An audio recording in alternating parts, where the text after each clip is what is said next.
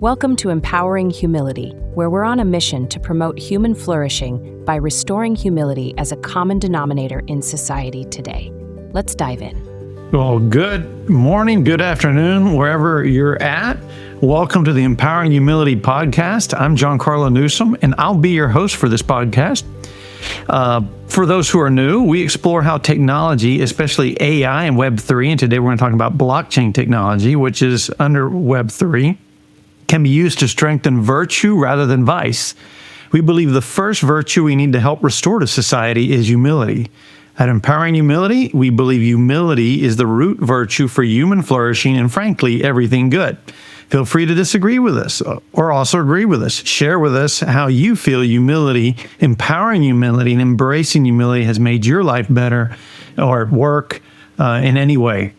So before I introduce today's guests, I want our listeners to know that all our guests have a clear passion and purpose greater than themselves. And it's just such an honor to have guys like Wade Preston you'll meet today, because they truly, in my opinion, are living in what some have called the flow state. They kind of live in a state of self-actualization, as Maslow talked about, where money, pride, like they're way beyond that. They just live in a state of paying forward goodness and selflessness. It doesn't mean that we don't or they don't have challenges, but it's just a wonderful place to be. And they truly embody empowering humility. And I also think, especially with Wade, when you meet Wade today, you will hear when you live in that state of empowering humility, the fun you can have, the way you see the world and technology from a different perspective. And so with that, I am thrilled to introduce to you Wade Preston. He's coming from several different sources of representation, like a lot of entrepreneurs I know. He is the global outreach lead, and correct me, Wade, where I go wrong here, for the North American Blockchain Association. He owns a coffee company, and if I understand correctly, you also have a startup called Click Capital. Yep. I have right. A couple of startups. Yeah. Click Capital, and then I'm co-founder of the Drip payment app, which is kind of part and parcel to Click Capital. It's a stablecoin payment app for in real life retailers. I also work with Stand With Crypto at state chapter outreach. So, put mildly, I am just a glutton for punishment. Well, I think that's evidence of kind of living in flow state, and we just tap out our calling that I think our Creator gives each of us when we can live in that state of abundance. So welcome to the Empowering Humility podcast. Go a little deeper. Tell us a little more about yourself. Give us like a verbal bio, a little bit of backstory, kind of thread the needle of how all these ventures and these representations that you've made. Just take a moment to tell us about how Wade got to where Wade's at and where Wade is going and why. I think I think from the outside looking in, it looks like I'm like kind of spread a mile wide and an inch deep, and I have my hand in all these different cookie jars.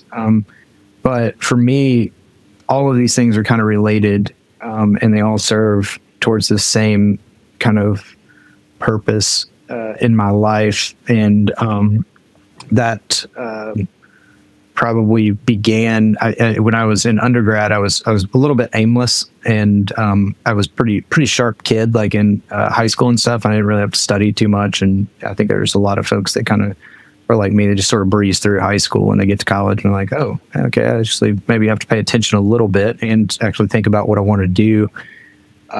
And I just decided that I was going to study philosophy in college for really no other reason than it interested me, which is probably a little different than most of my peers who are really trying to like sort out a career. And maybe if I could go back and do it differently, I might, but I doubt it, because philosophy has really served me well. I can remember this like really seminal moment sitting in sophomore level, like Logic 101, and just thinking like, oh my gosh, why am I just now learning this? Like why Like I went to a National Blue Ribbon high school. I was a good student. Like I learned, took 2 semesters of a foreign language, like, AP US history, like, pre-calculus, even though I wasn't that great at math, I still made it to that. I was like, why all this stuff that I learned did not just like no one walked me through just like how to rightly determine the truth value of ideas. Like that just seems like such a baseline thing to know in life. I kind of carried that with me and just this kind of first principles thinking about how I approach things. So I kind of tend to think of things more as like how they fit into, a theme and a calling in my life. It's like, Vocatio Veritas, like, our true calling. To me, all these things tie in this way of like, I believe that human beings, like our superpower as a species, isn't really our ability to reason. It's not like our supreme intellect compared to other species on this planet, although that is true, right? All right. I think that the real superpower of humanity is our ability to flexibly coordinate with one another. And we're social animals, and we're wired to move about the world in a social context and to seek out one another. And we kind of have this innate draw towards that. And so I got into coffee, and I believe, I got into coffee because I originally started in the nonprofit world, and I was just wanted to save the world. I had my philosophy degree, and what do you do with that? You go and try to save the world. And I was working with a development nonprofit in West Africa, and we were doing micro lending, and I saw these like entrepreneurs just on the ground in rural West Africa, and just was like, had this light bulb moment. It's like, oh no, like it's not charity that's really going to, change the trajectory of places like this. It's markets, like it's, actual functioning, transparent, equitable, accessible markets. And if you live in between the 20th parallels, like you don't have access to the same, kind of sophisticated financial tools that the developed world has. And that's a huge disadvantage. And most of these are producer economies that, they're selling things like cacao or coffee or rubber to developed nations. And it's just not a very level playing field.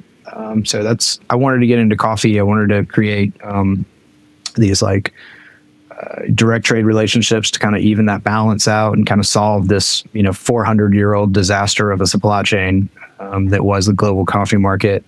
So that was kind of probably the first windmill I really took a tilt at.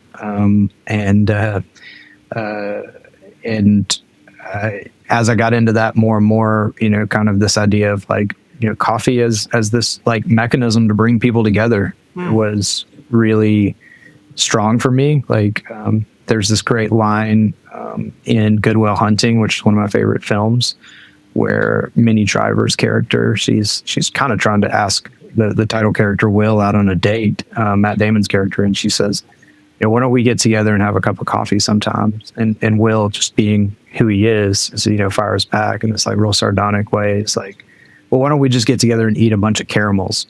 And she says, she looks at him funny, and he says, if you think about it, it's just as arbitrary. And it's true, right? It's like coffee is just this arbitrary thing that, as humans, we've decided is an excuse to get together.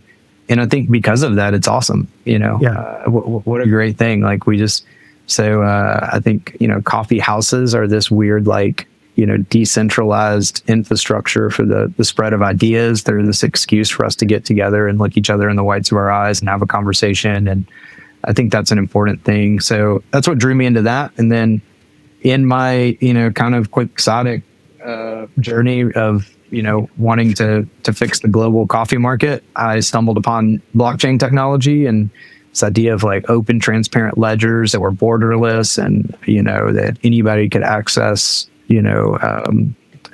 financial tools and capital and they didn't have to have, the dumb luck of being born in a developed economy to do that, I thought was amazing. And I just went deep down that rabbit hole and realized that, like, hey, blockchains are kind of, crypto is it's the intersection of the internet and money. And I think the internet and money are both, they're tools for flexible human coordination, just like coffee is. And blockchains are, they're the intersection of those two. So blockchains are kind of they're really a super powerful tool for flexible human coordination and alignment. So, I have this like crazy, like diverse set of things that I do day to day. I'm kind of constantly code switching.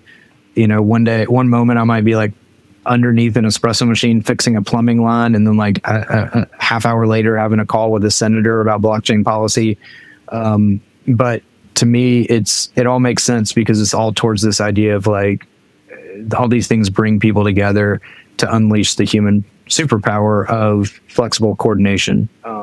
So yeah, that's just what I'm about. So it just feels like one big job to me rather than a million different disparate jobs. Like I think it probably looks from the outside. So sorry for the long-winded response there, but yeah, that's kind of how it all ties together in my mind.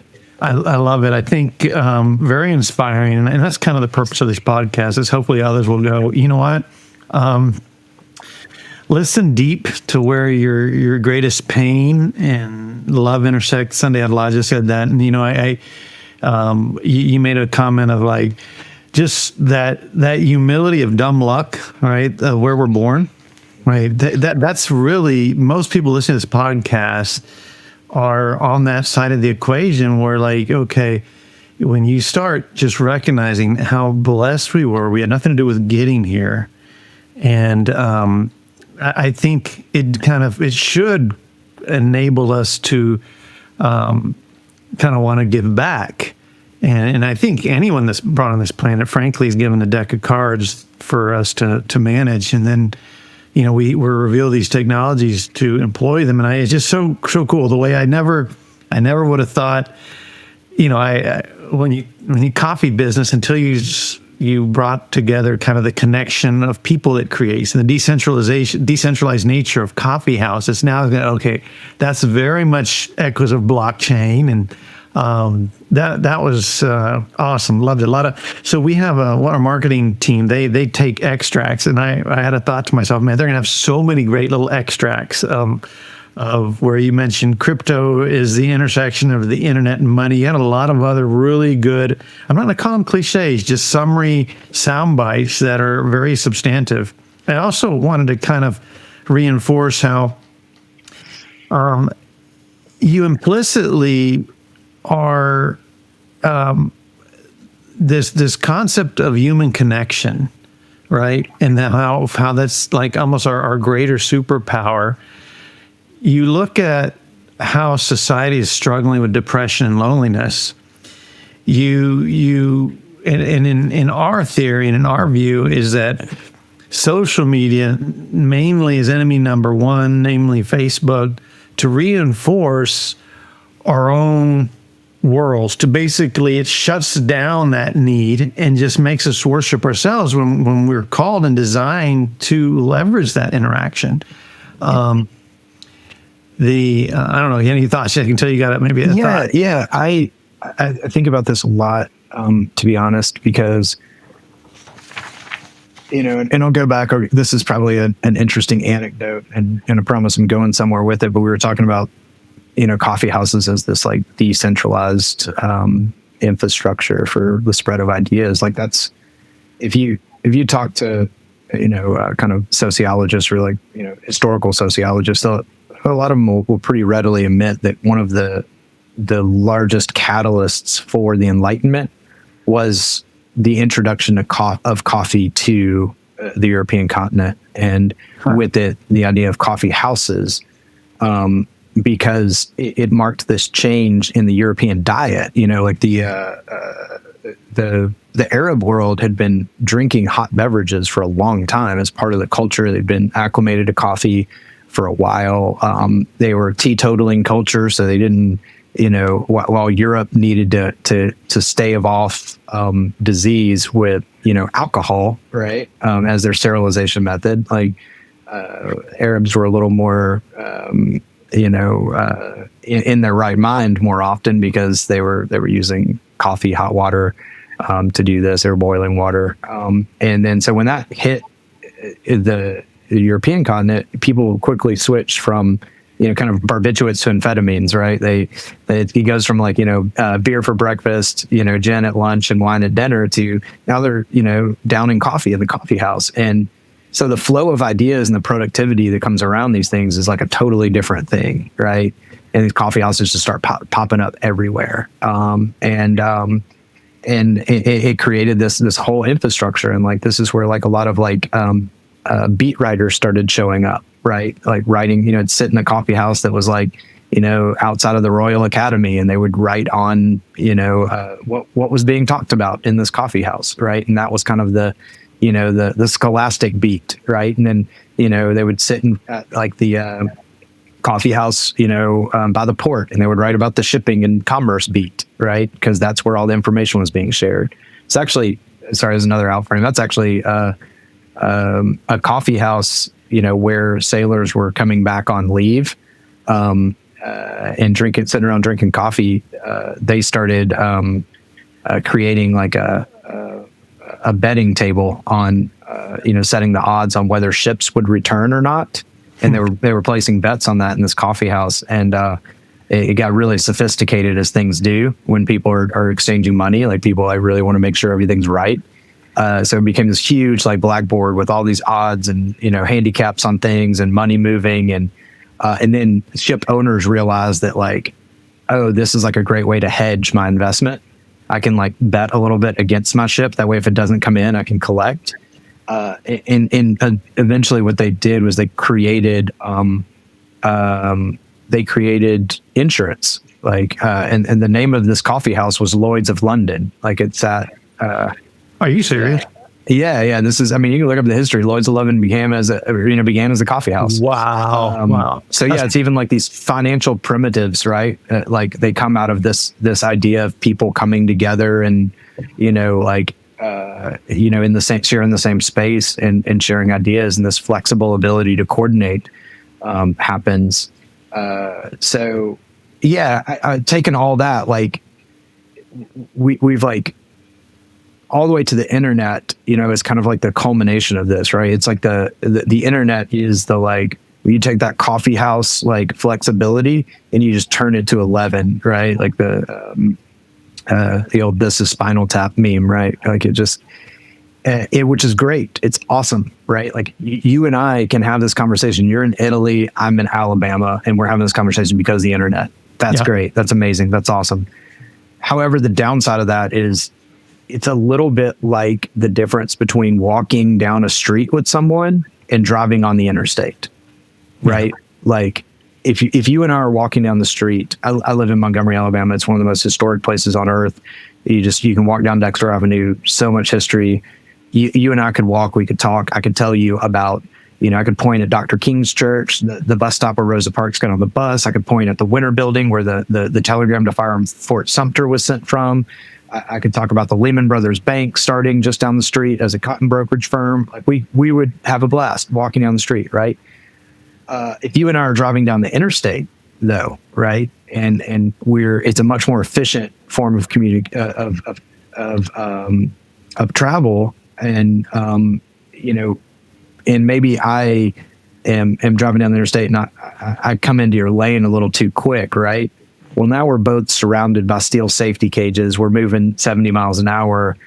And, the interaction is not two people affably walking down the street. It's, oh, you son of a, and like, even your grandmother, if they get cut off on the interstate, is going to like rage on somebody, because we've created this, like, the humanity has been, abstracted away, right? Like it's hard to see a human when we just see the car come over in front of us, right? And we just rage about it. That same person, if they kind of cut you off in the line at the bank or in the grocery store or something, like you're just like, hey, the line's back there. or you just, you don't even worry about it. You're like, yeah, whatever, like, and so we interact with people differently in these contexts. And I think the internet is really like, it's abstracted the humanity away.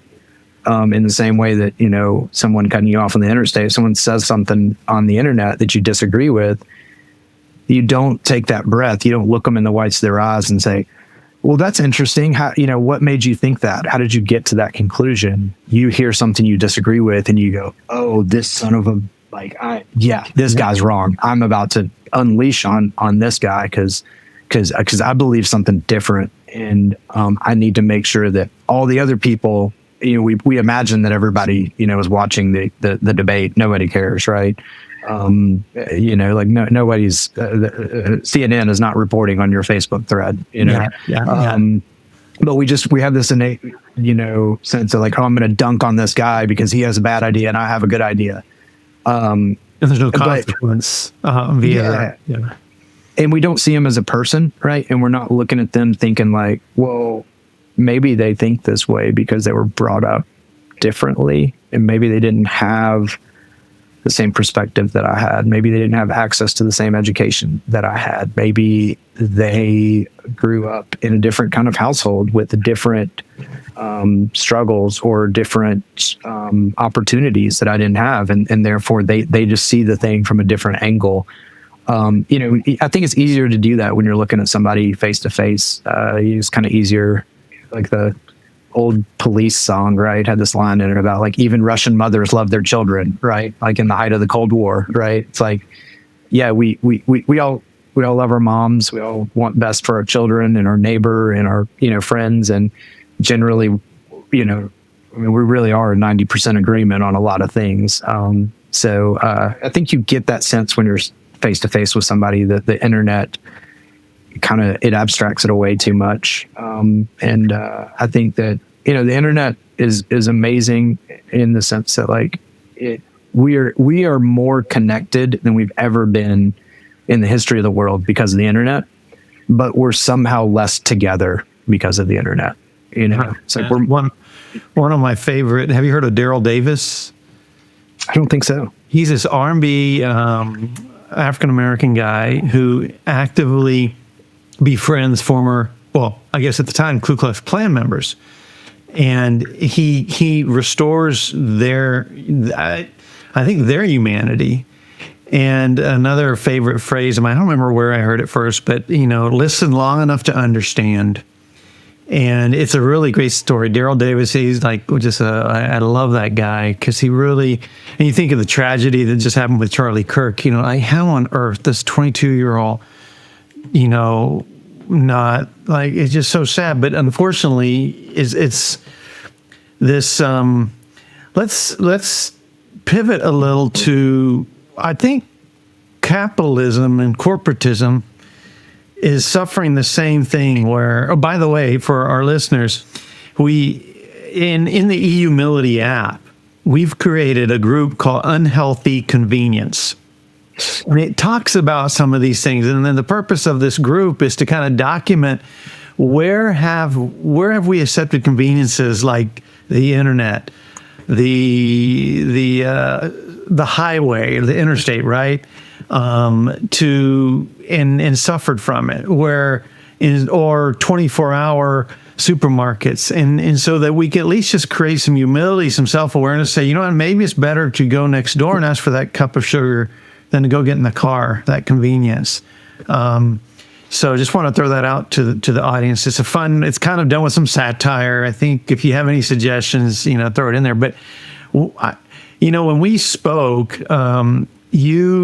I just loved, one of the things I think I shared with you was here in Italy where I'm at, I was going to throw out some stories because I'd like some of our listeners, especially who are in America, to recognize what we've lost. In the past week, I was so thrilled to go to my hardware store, not a big Home Depot. It's owned by two brothers. And I'm buying the sandpaper for a project. And Johnny goes, "What's it for?" I'm like, "Well, I got to put it in my sander." He goes, "That won't last." And at Home Depot, I would have never had that. I mean, every time I go in, we have a discussion, and that human interaction is amazing with Luigi and Johnny. Giulio was just here with his wife. They're architects who actually do like the interior, like installation. And I remember meeting his father-in-law, which is Easy's father. And when you listen to like how they've transferred from family member to family member, artisan trades that are beyond like the technology, beyond that benefit. I look so forward to every Saturday morning. We have a market here, and Filippo and Marco are my two main guys at that market stand who sell fruit. And we have a conversation. I've never had so many amazing peaches. I mean, like there's that personal touch that a corporate buyer just can't have. I'm sure you call them, hey, give me the best peaches, but that interaction. Elisabetta and Ivan are two different florists. These are things I'll bet money most Americans don't enjoy anymore. And when you walk into a major supermarket in the U.S. or any major department store, I get flashbacks to what I was taught communism is. And, where you have a central planner, they're going to hear your options. We're going to buy for you. We know what's best for you for your options. And then everyone's just a number, just an employee. And in Italy, the artisans, the small businesses, they're going extinct too. Like I watched a big corporate pharmacy buy out this beautiful family-owned pharmacy. If you walked up to this pharmacy, you would have thought, "Is this Beverly Hills?" I mean, the glass and the display case was so obviously done with heart and passion that you probably couldn't justify at a profit level. Or another hardware store I loved. I walked in and you immediately see three generations working in there together. Grandma sitting in back, the young daughter. I mean, we're suffering a lot. And when we spoke, Wade, you had told me about taking token safe harbor to Main Street, a policy brief. What's your thoughts about corporatism, how capitalism has been hijacked, and how do you think blockchain technology can help us restore this empowering humility to America and small business and just the business I believe with the original intention of capitalism, right, where the free market really, we've been stripped of our power as consumers. And again, I've been part of corporate America, and I remember that we were making decisions that the employee or the client would not recognize in their lifetime. Or another fun statistic for the audience here. I was talking to a dear friend, a boss in my Army role, and he's amazing, just a brain on bicycles and bicycle history. He had come to work today with what I thought, is that a single gear bike? He says, no, it's two gears, an internal gear. I'm like, whoa. And as he started talking about this, he mentioned, at the start of the century, in the 19th century, there were like over 1,000 bicycle manufacturers. And now we know it's reduced to like 8 or 9. So you go, there's more creativity out there. But can blockchain technology kind of unleash that again? When you talked about this token safe harbor for Main Street, tell us about kind of your vision there, your hopes there, and tell us about that. Yeah, I think the problem that you're hinting at here, putting out there, is one of, I think there's two kind of dialectical issues. One is the idea of the transcendent versus the transactional, right? Because what you're describing are like it's commerce, but it's in a transcendent way. You go into the hardware store, you see Johnny and Luigi, and they know you, and they're interested in what your project is. They want to help you in a transcendent way, not just because they see you as a customer and they need to, give you some value so that you'll transact with them and give them some value in return, right? they get value out of knowing that they helped you and that you're going to go back to your home and you're going to be able to do your project well because they gave you that added value, right? They take something from that. And that's the other dialectic that I would say is the tension between qualitative value and quantitative value, right? These things are, so kind of have on one side the transcendent experience that creates qualitative value. And then on the other side, you have the transactional experience that creates quantitative value, right? And I think that you're correct. I think that our form of capitalism has way over-indexed for, the quantitative value and the transactional churn, because that is the thing that, that's this very like Friedman-esque idea. And I think Milton Friedman was a complete like giga genius, like super smart guy. But the Friedman model, I think he thought a lot about it, and I think it's very thoughtfully crafted in this idea that, hey, the moral imperative of any business is to maximize profit for the shareholder, even if the shareholder is just a single, one person entrepreneur. And because if you're maximizing profit for the shareholder, then you must necessarily be delivering the best value for all stakeholders. The employee, the customer, your community, all that. Like if you weren't delivering maximum value, you wouldn't have the highest profit. And I think maybe in earlier iterations of the market, that probably held true a bit.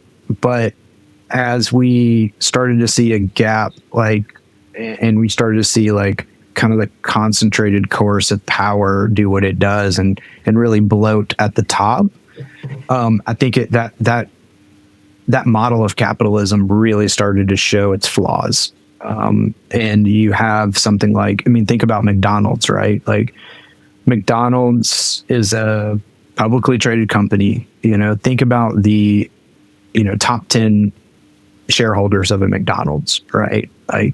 This is probably, think about the person that embodies. That's probably the CEO of an investment bank or something, right?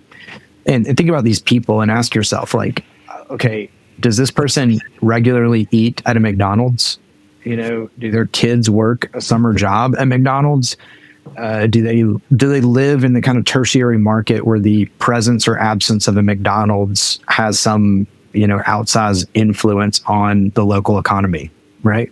No, and no. They have there's no skin in the game for them other than maximizing transactional churn and pushing cost of goods as low as they can and price as high as they can, so they have the biggest spread and they have the most people. And yeah, they do have to be mindful of, okay, do I have a place where people are going to show up and work, and do I have a good enough product where people are going to show up and buy it? But they're just trying to cross a minimum threshold there, right? They're not concerned with race to the bottom, really. And yeah. One of my favorite statistics that I think I'll pay forward, Dr. Nathan Furr, when he was with Brigham Young, 75% of the Fortune 500 will not be there in 50 years. In other words, they're all in decline, squeezing the free market will correct itself. But the issue is kind of like we're seeing. I was listening yesterday you heard government study after government study that raised concerns about the mercury in vaccines. I'm not sure if you saw this. It was one of the recent announcements by Secretary Kennedy. And it took 30 years for us to correct it? The government even? The free market just... we could do a whole episode on, the medical. I unfortunately got a deep dive into all of the kind of stakeholders within our medical infrastructure and all the misaligned incentives that lead to these crazy things. My sister and my wife were both diagnosed with cancer 6 months apart from each other. So I went through this couple of years where it was just like this eye-opening thing about how a lot of this stuff worked, and particularly with cancer care. And like, you know, you kind of realize that like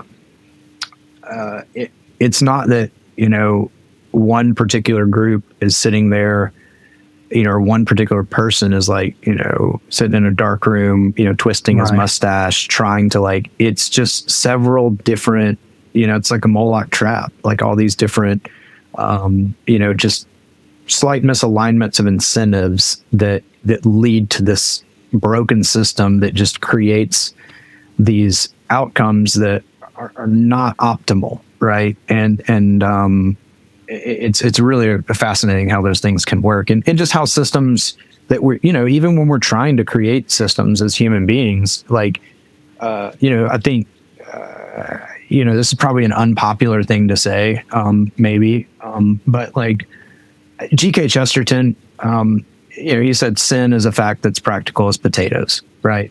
Like, I think that's like why, even if you're not a particularly religious person, I think that's wise to live by, is like understanding like people are kind of going to, that we, you know, we're human beings, we you know, we have a devil and an angel on our shoulder, and we have an appetite for things, and like we're like people will lean towards, you know, greed and taking that, you know, looking out for number one, so to speak, and sometimes that's not even like a particularly unvirtuous thing to do. Like in the example of the medical establishment, right? Like you might have a doctor that like really has some misgivings about some things, right? But like they're going to keep their mouth shut because they have 2 kids at home and they've got a mortgage and they got to show up, and they really just want to help their patients as best they can. And like, that's just not a hill they're going to die on. Right. Like they're so, and those you know, hills add up. Right. So if maybe it's not maybe it's on its own. It's a small, this is something I noticed in like big institutions like the military, is you have legitimate plausible deniability.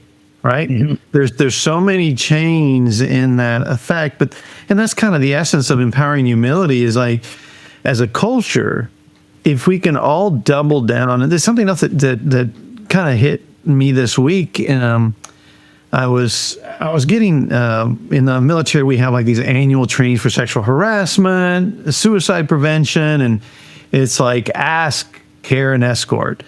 But it was very interesting. The whole I had a little handout I have here for active listening. You know, but what's really interesting, Wade, and kind of what you're highlighting, is there was no discussion about virtue or vices. Like there's no why, and I kind of wonder, how have we removed from, I know we're going a little off topic here, but it really hit me. In our pop culture, in the media, you never hear people talking about some of these sins, like you said, the potatoes of sin, of envy, and even most of these sins, besides like lust, they're really between us and our Creator, or us and whatever we believe, right? It's hard to catch someone who's being envious. It's hard to catch someone being a little bit greedy, right? It's hard to catch someone who's even feeling inadequate, right? Or insecure or fear. Like there's all these, and I used to be kind of a proponent, oh, you know, this guy's falling, we're becoming narcissistic, but maybe nihilism, where that may be the bigger umbrella sin is I don't really believe, I think most of us recognize that narcissism is a really, that's not that people aren't, but I wonder if it's just, we just end up kind of existing, you know? And I think that I've kind of come to this conclusion that most of this is like guided by shame.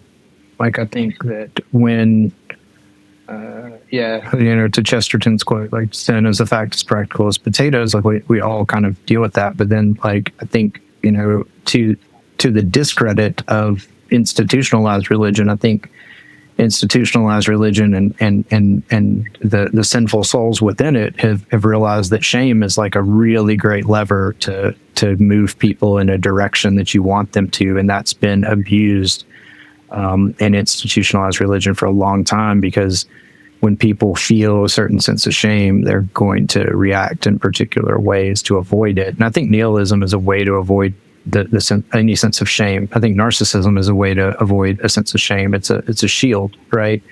And I think humility is a way to like disarm shame, right? Like if shame is the, kind of the dagger heading at our heart, like humility blunts it, right? Because it says, yeah, like I'm kind of messed up, like I'm not quite right, but so are all my other fellow travelers along with me, and we're going to be all right, like we're going to get through this together.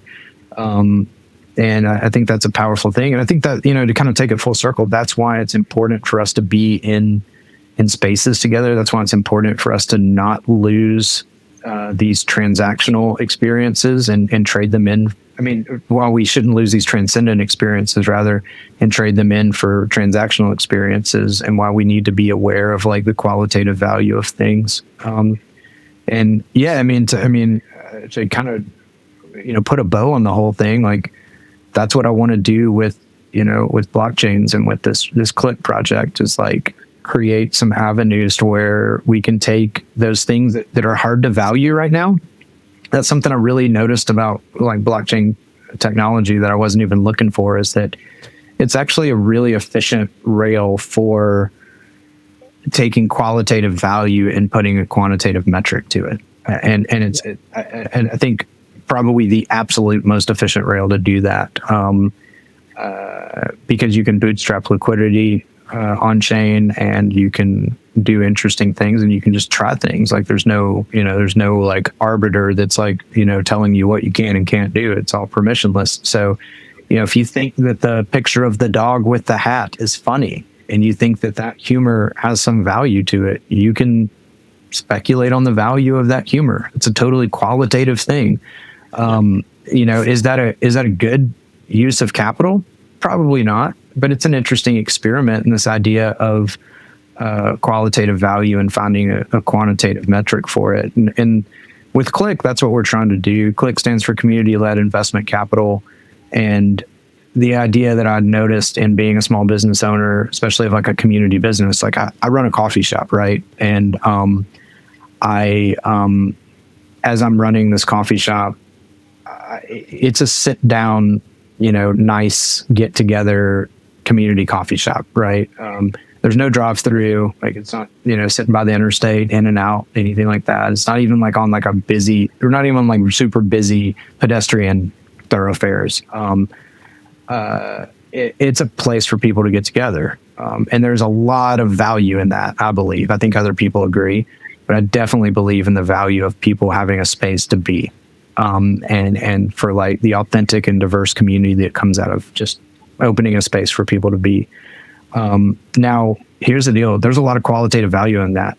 The quantitative value takes a huge hit when you decide to do that, because the Starbucks that's out by the interstate that has the drive-through, on just an idle Tuesday, they're doing twice as much business as my busiest day of the year. Yeah.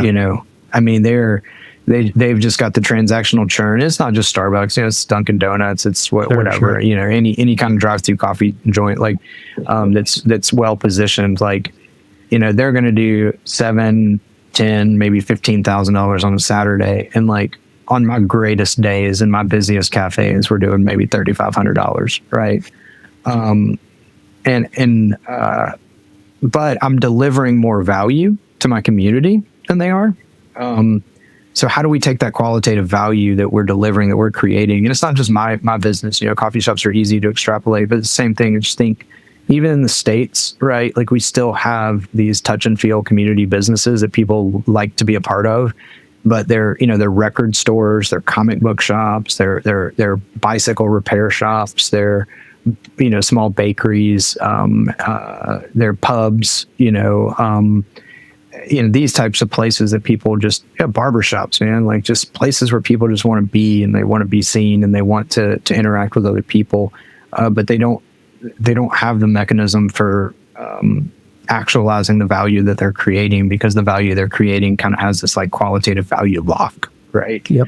So, the idea is that like we essentially take like, customer loyalty programs, like all the perks that you would get from a customer loyalty program, and maybe like emphasize those even more, make them bigger, make them better. And we tokenize those, right? So it's, if you, and we create, a capital formation rail for small businesses. So small businesses can, in an initial offering, they can sell these tokenized loyalty points, essentially, that are actually like real, crypto tokens on a chain, to their supporters, right? To their friends, their family, their loyal customers, their community.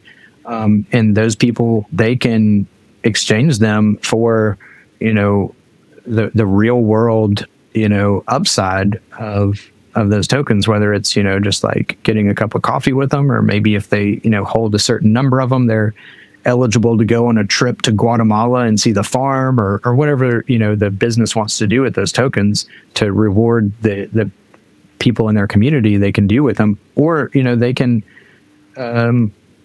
sit on those tokens as an asset, right? And if they believe in the brand and they believe the brand's expanding and that there's going to be more demand for these tokens that are wrapped up in this brand, and people see, other people are going to see the qualitative value of a small community brand and want to invest in it, then they hold on to them, and they're an appreciating asset if that comes to fruition, right?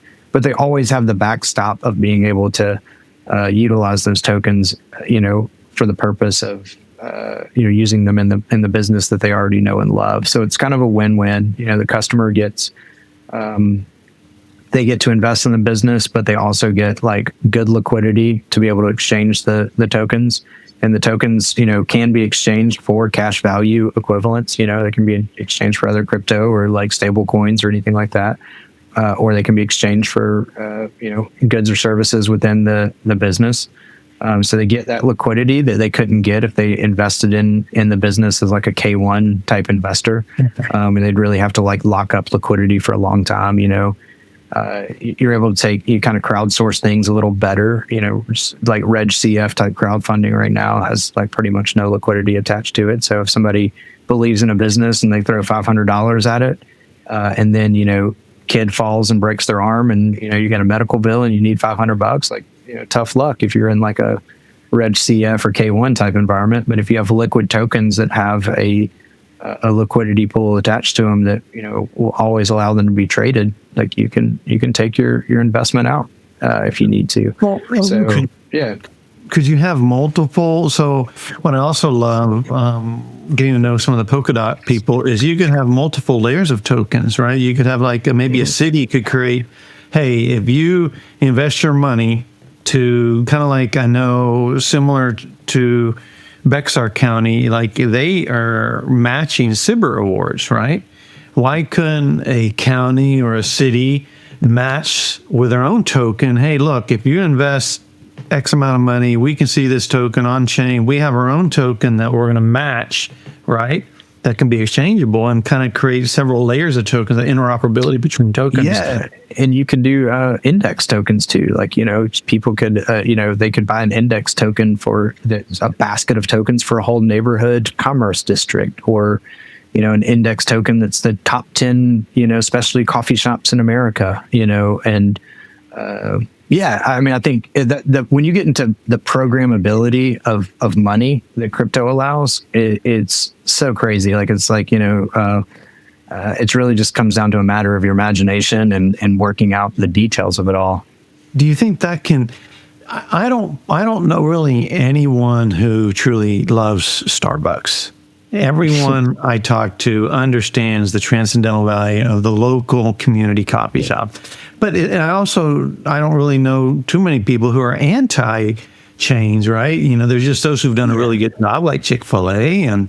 But I do think that tokenization, blockchain technology can re-empower the consumer with more flexibility, like you're highlighting, right? And maybe, one of my hopes is to see, and maybe you might, share your thoughts on this thought, but also pivot a little bit to Bitcoin. If most people that are in the stock market that are backstopping the big companies that we know are not healthy, frankly, for us, they're doing it as a store of value, right? So if Bitcoin can be a better store of value, can this put pressure on the corporate chains to say, hey, like, I would love to see Starbucks say, you know what, we've got so much pressure about we're losing, like, I'd love to see them say, so many people are moving from Starbucks stock to Bitcoin that we want to start tokenizing or reward our employees to take more ownership. In other words, use Bitcoin blockchain technology to help break down and decentralize let's decentralize this transcendental value you're talking about. What do you think? Yeah, I mean, I think you're right on both points, and you know, to the first one about, yeah, I mean, I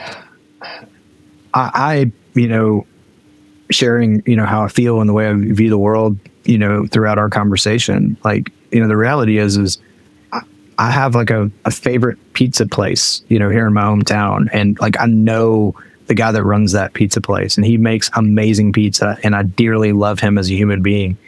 It's also downtown. It's like, you know, probably 30 to 40 minutes round trip for me to get to him. Pizza is going to be, you know, I'm in for like 30, 40 bucks a pie, right? Like, it's, you know, cause it's good pizza. Right. And he's an artisan. He's using all sorts of different ingredients and things like that. There's stuff that like my 8-year-old daughter is probably just not, you know, we're going to have a fight about. Right. So what happens when, you know, Friday night comes around, and in my house, Friday night is family movie night, and we're gonna eat pizza, and we're gonna eat popcorn, and we're gonna watch a movie together. Yeah. I'm gonna go to the Domino's that's like half mile from my house, and I can get 2 medium pizzas that are like super lame. I can get them for like $8 a pop. I like touch my phone in just the right places, and I can pick them up in, you know, 10, 15 minutes, and like, it's easy, right? And I think that's the same case with like my coffee shop, right? There are plenty of people in my town that would say that Prevail Coffee is their favorite coffee shop. They love that coffee shop, right? And they probably come into that coffee shop 3 to 4 times a month, and they probably drink at a Starbucks, you know, 3 to 4 times a week. Right. Because of the fact that like the Starbucks is like on their way to work, or like on their way to the school drop off, or whatever, right? And here's the difference though, is if the Starbucks, you know, nearest them went out of business, they would be inconvenienced. But if we went out of business, they would be heartbroken, you know? And the same thing, like if my friend's pizza spot went out of business, I would be devastated. Right. If the Domino's went out, I would be like, there's a Papa John's. It's like a little bit further down the road. I'll just go to that on family movie night. Yeah. Right. And so I think that there's an appetite for people to be able to support a local small business that they love and they believe in. They see the qualitative value without having to like constantly, you know, be in this spot of, you know, oh, like I must, if I care about this thing, then I must necessarily, you know, support it all the time, always. Right. It's like, okay, yeah, you can, convenience is fine. You know, it's not like the pinnacle of how we want to exist as human beings, but like, also, you know what? I wouldn't be able to do family movie night with my kids every single Friday night like clockwork if I didn't have some convenient way to do that, right? Maybe I'll find some other thing to do, but like, you know, we can do that, and I can create family rituals, and there's qualitative value to that as well. So it's just like, can we make a mechanism to where we can actually like actualize what our personal values are, you know, in this way. So, you know, I want people to be able to have an avenue to do that. I mean, I tell people all the time, like, here in the States, right, and in July, we have, you know, Robinhood has prediction markets, you know, and like retail investors are hungry for a place to put their money, right? And it can be in stocks and bonds and options and prediction markets. And in July, on the 4th of July, you could actually like make a prediction market investment in who was going to win the Nathan's hot dog eating contest. Right. Yeah. And I'm sitting there looking at that going, how do we live in a place where someone can make an investment in a guy eating hot dogs in New Jersey, but they can't invest in a local small business that they know and love. Absolutely. Like, what's broken with that system? But for any corporate friends listening, why not create the same incentives between, so let's say you have a chain of supermarkets, you have people bet and invest in your local butchers, right? Restore that transcendental value, because it's there. And in some isolated places, and in some of the chains, you can find those employees who've made personal ownership of their corporate chain, right? That's where I think I hope from this conversation our listeners will really lean into blockchain technology and how this can enable that. How maybe to wrap up here, Wade, what does the postcard of the future look like for you? And how do you recommend? What's like if it's a veterinarian friend who was in the workshop we were both in recently. She said, I'd never even I've heard of blockchain, but I didn't know about it. And I know we're kind of at the start of the internet, right? So this is kind of like dial up. You hear the noise of blockchain. Well, how do we accelerate getting past, that dial tone, and how can people help make kind of the vision you've talked about a reality? What's the postcard of the future, and what's the best way for someone to get started, in your opinion, and to contribute to this movement, this blockchain movement? Yeah, I think the first thing is curiosity. I think curiosity, just to stay on theme here, curiosity is a form of humility, right? Curiosity begins with this idea of like, I don't know, but that's interesting, right? So I worry, a little bit about, is our education system kind of squelching curiosity? So I think that's probably the first place to begin, and then two, just like, I think, maybe in tandem with that is just being able to use your imagination and consider that things may be good enough right now for you, especially if we live in these Western democracies, and we have to be honest, a lot of the things that I think crypto solves for a Western democracy are not really, they're not really solving problems. It's not really solving a problem. It's just, it's making it more efficient, more transparent. It's making it a little bit better. It's it's maybe a 10, 20%, upgrade of the system. And sometimes that just seems like a lot, the effort. A heavy lift, right? But when you zoom out a little bit and you really understand what that means, you understand what that means for the world, for people that we can plug an entire world into sophisticated financial tools, right? That a guy growing coffee in Guatemala can have access to on-chain crop insurance and capital formation tools that you would never have otherwise. It becomes a worthy cause. And then also when you just think about it, when you understand okay, maybe right now it's just that 10 to 20% boost for this huge lift. But, that was kind of how we thought about the internet early on. We were I guess it would be kind of cool to order books online and have them delivered to my door, but also my bookstore, and I'll go down there and we kind of didn't really understand the end game of Amazon, right? We're this is I guess this is, novel and cool. We had no idea that Amazon would become what it is, for better or worse, right? You couldn't go to 1996 and be hey, because of the internet, if you touch your phone in just the right place, a stranger will show up and ring your doorbell and drop off whatever food from whatever restaurant you want. It'll just be there, right? Oh, and also when you get done eating that food, if you touch your phone again in different places, another stranger will pick you up in a car, and it'll be nice and clean, and it will be safe, and they'll take you to wherever you want to go. Yeah. Right, because of the internet. There's no way you could have told someone that in 1996 and they believed you, right? So I think just this idea of be curious, figure out what it is right now dive into it, I think that curiosity pays off. But really, like, just try to have an imagination about where things are going. And I think, extrapolating it on top of the idea of like where the internet was in the late 90s is great. Like, I just think it's a great analogy in my opinion. Smart contracts, blockchains, programmable blockchains have only really been around for 10 years. Ethereum just turned 10 years old. So when we talk about kind of the internet of money, that's what we're talking about. And like, so you put that on, like, you compare that to like home internet, like you really are talking about like late 90s, 1998, 1999, maybe. There are plenty of pets.coms out there, 500 million valuation, 2 million in revenue, vaporware, right? Yeah.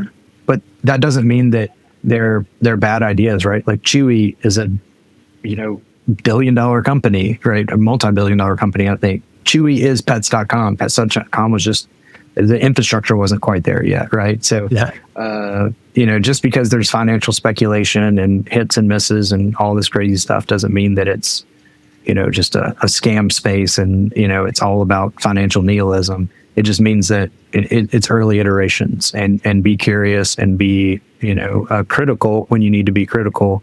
And, but also like with every, helping of critical thinking, also have a helping of imagination. I love it. Excellent wrap up. I think, so the North American, I'll throw out, join one of these associations. I had a friend of mine who helped found the Texas Blockchain Council. That's where I met Wade.